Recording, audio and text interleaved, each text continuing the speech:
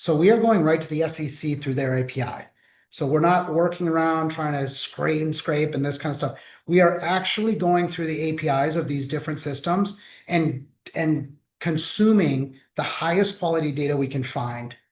And so that data we call and classify as tier 1 data.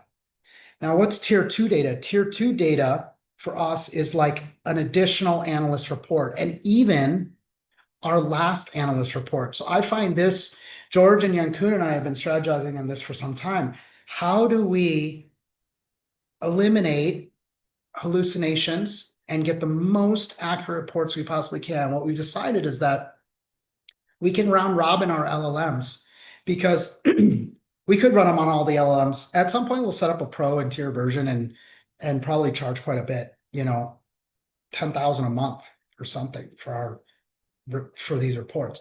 But the basics are that if you have one LLM producing a report, and then you switch it over to Gemini, let's say you have ChatGPT and then you have Gemini produce the report. If you feed in your example report from ChatGPT, it very quickly pulls out all of the errors and mistakes, identifies them for us.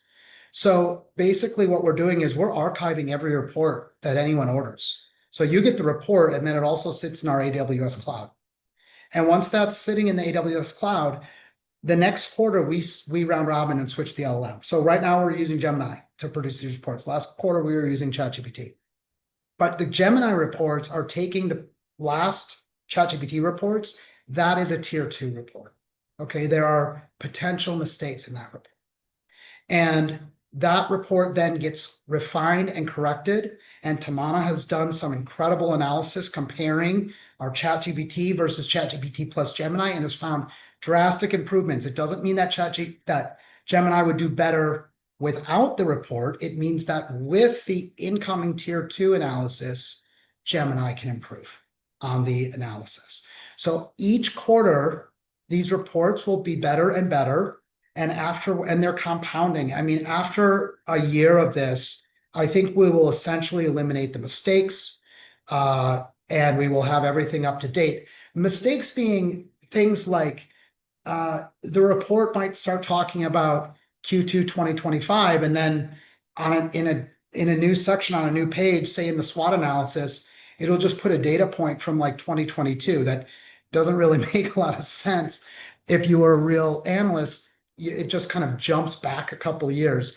That kind of stuff is going to go away. When we first were making these reports, by the way, it could hardly do math. You might remember it couldn't count R's in strawberry, like all this sort of stuff. We just kept pushing forward because we knew the LLM models were going to catch up. We know, I am very confident that a large language model and the AGI that is on the horizon will be dominant to human analysis.